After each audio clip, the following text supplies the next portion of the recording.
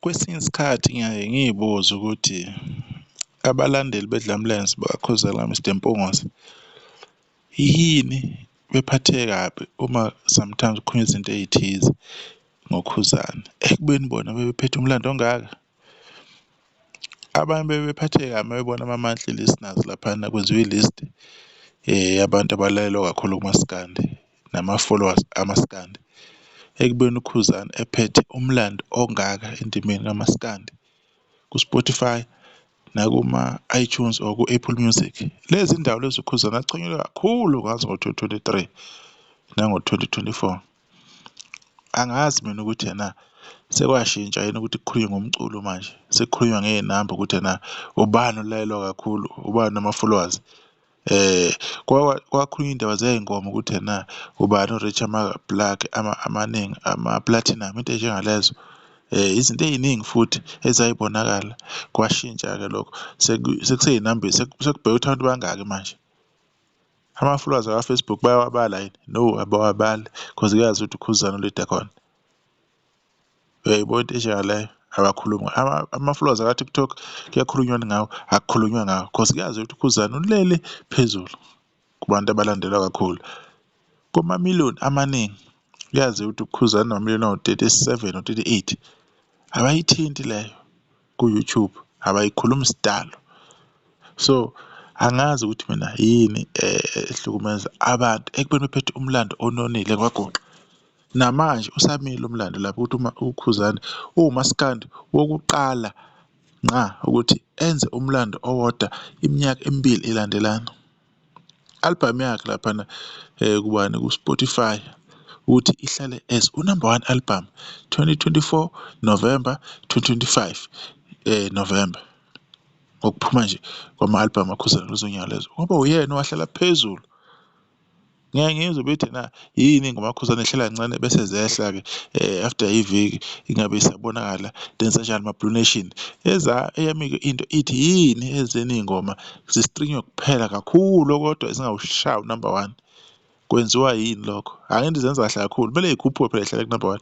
Yingani ingenzipho njengoKhuzani? Because bona abantu bastrinywa kakhulu, banama-monthly listeners amaningi. Kwesinye isikhathi bafethu kumele si-understand umusic ukuthi uhamba kanjani. Lo mlando lo usamile, usenziwe uKhuzani kayi-2 lapho ku-Spotify. Uthi uyabuya laphana ku-Apple Music, nakhona isimo esifanayo. uKhuzani waba umuntu wokuqala ukuthi ahlale ku-number 1 ekhiphe i-album yakhe Angidlala Ney'ngane ngo-2024 November. Waphinda last year 2025 November Inhlanhla Iza Nebhadi yahlala number 1. Wenza imlando awu-4 ngama-album awu-2. Yinto engathintwa leyo laphana ku-Facebook. Kunamapheji amaningi ku-Facebook ahlale esitshela ngo-40 million wama-views, ahlale esitshela ngo-23 million wama-streams laphana ku-Spotify ukuthi ingoma kabani ilapho. Abakhulumi ngezinto ezikanje because mina ngasho ukuthi ama-views mahle nama-streams mahle, but what is the substance behind that? Yini ewumsoco ongayithola because sekukhulunywa kakhulu ngawo, ukuchunyelwane kakhulu. Yini-ke onayo-ke ngokuba nalezo zinto lezo? Because uKhuzani unakho konke, akukho angenakho uKhuzani. U-Spotify unayo imlando yakhona, ama-gold plug, ama-platinum, ama-double platinum, ama-single, everything ukhona lapho. Ingoma enkulu kaKhuzani ngagcina ijele lapha ku-Spotify isanda kudlula 6 million. Kunabantu abasanda kushaya 20 million plus wama-views, wama-streams ku-Spotify this year within 5 months. Kodwa still mawuthi uyangena laphana ku-Spotify ucheck ama-streams kaKhuzani ebewushaya u-88 million. Kodwa kunengoma eyi-1 engafinisha ku-7 million lapho ku-Spotify. Kukutshelani lokho umculo kaKhuzani? Kukutshela ukuthini? Ukuthi yena ama-streams ngendlela abantu abawakhuluma ngayo bawenza nje enye into ongaze uyitshede mhlawumbe into efanele bani or ngoba ubani enenamba enkulu ngengoma eyodwa, sekumele-ke konke lokho kwenziwa abanye abaculi-ke kungasho lutho, especially uKhuzani. La sasibeleselwa ngale top 10 yala ko-2023 2024 kusavela abanye abantu. kanti bachoma kangaka abakafishela ku-number 1. Umzukulu kuphela mina ngambona eshaya u-number 1 la kule website ekwazi ukubala ukuthi imaphi ama-album atrendayo. Angazi bani Pulse la, i-Chart Plus la, Chart Pulse kahle kahle, Chart Pulse. Ukhuzwana wahlala khona ngama-point awu-692 ngenxa yokuthi ihlala kakhulu online, Spotify, YouTube, iTunes, Deezer, Shazam, Amazon, everywhere wayedlala ukhuzana.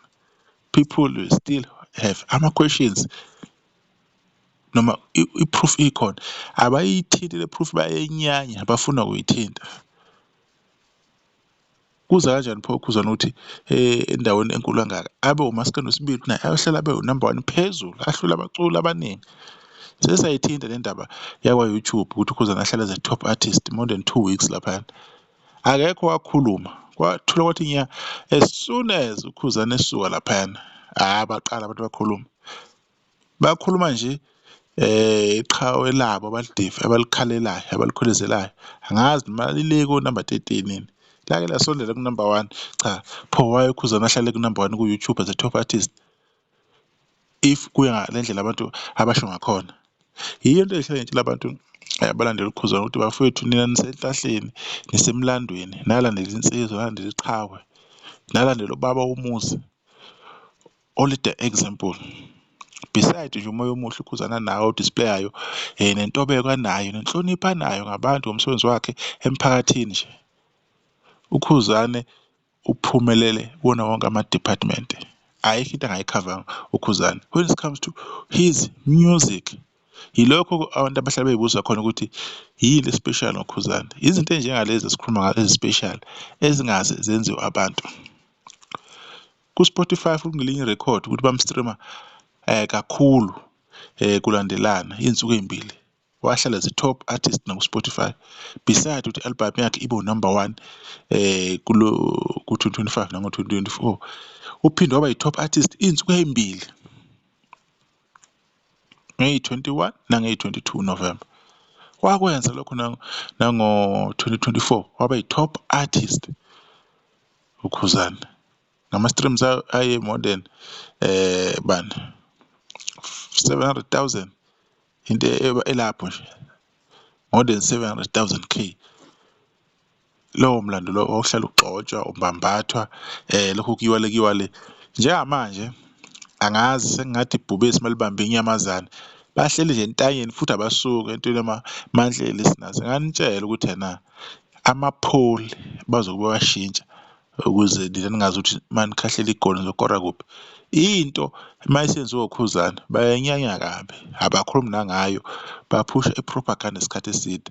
Yiyo into engihlele ngithi abantu abathanda ukhuzana kumele bebone ukuthi ukhuzana usesebenze kahle kangakanani, umsebenzi omkhulu awenzile khona la endimeni ewenza igama lamaskandi. Abafuni ukuwuthatha, abafuni ukukhuluma ngawo. Ngeke ufike nje noma kuthiwa uzwe umuntu ekhuluma ngokhuzana kabi ebese ethi kodwa-ke uke wawenza lo mlando, abawuthinti.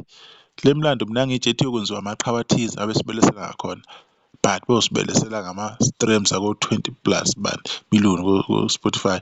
Yonke into bekutshela yona bethi ungokuqala ukwenza ukuthi, ungokuqala ukwenza ukuthi. Why nifuna uku-overshadow umsebenzi ongaka ukhuzana wenzile? Angithi hlala siyincome yabanye abantu imisebenzi nabo bayenza. Why when it comes to ukhuzana nifuna ukushalaza? So thina siyindofa Soweto TV sohleli silenza iqiniso emsebenzini kakhuzana, sibatshela abantu ukuthi uwumuntu oqala ukuthi ahlale phezulu ku-Spotify iminyaka elandelana ama-album ahlukene.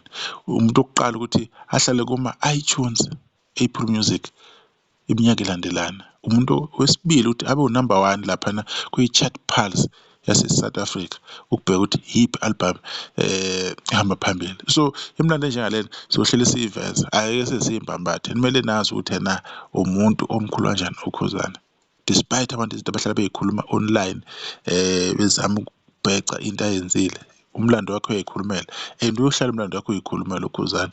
Plus album yakhe le yagcina uyikhipha Inhlanhla Eza Nebhadi, vele yenza amawara laphayana online.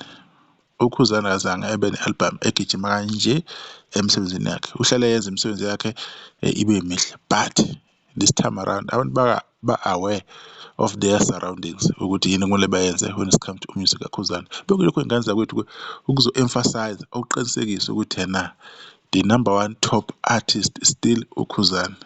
I get it ukuthi abanye banama-views amaningi banama-streams amaningi, into abagude kuyona, but ngithi mina why pho bengakwenzi lokho okwenziwa uKhuzani? Why kwenziwa yena yedwa? If that is the case uma ukuthi bayamdlula uKhuzani, nisalahle dibana kuzayo.